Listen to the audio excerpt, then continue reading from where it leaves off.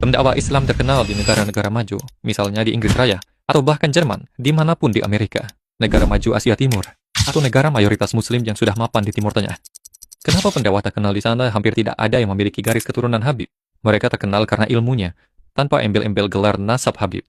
Kenapa justru di negara satu ini, sadar atau tidak, sebanyak 1 juta jiwa, terdapat kelompok orang, sering mengaku cucu kesayangan Rasul.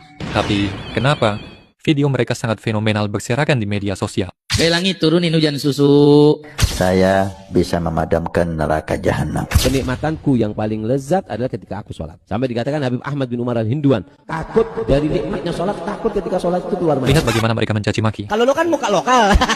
Lihat bagaimana mereka mendoktrin kultus. Ada yang menghasut dan adu domba. Cari dalil, saudara. Lihat aja. Jangan diundang, jangan dikasih mimbar, jangan dikasih panggung, jangan dikasih kesempatan dia bicara, sudah.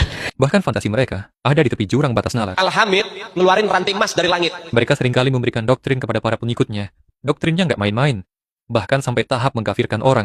Orang yang sudah tidak percaya sama habaib, itu kafir hukumnya. Mulai mengkoreksi ulama-ulama dari anak cucu Nabi Muhammad SAW. Orang yang seperti itu mirip dengan iblis. Mantap. Semua dikafirkan. Semua diiblis kan?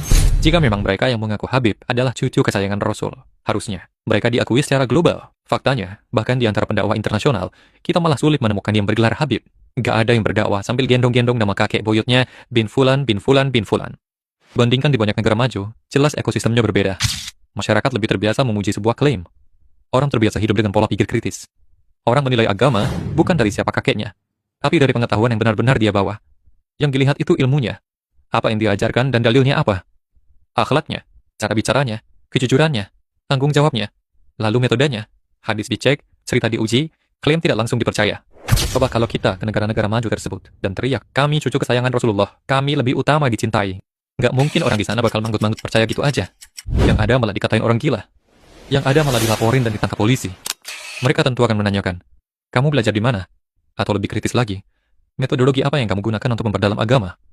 Selain itu, untuk kasus di beberapa negara maju seperti Eropa dan Amerika, komunitas muslimnya juga menyadari bahwa posisi muslim adalah minoritas, sehingga menuntut mereka untuk bersikap yang rapi dan bermartabat.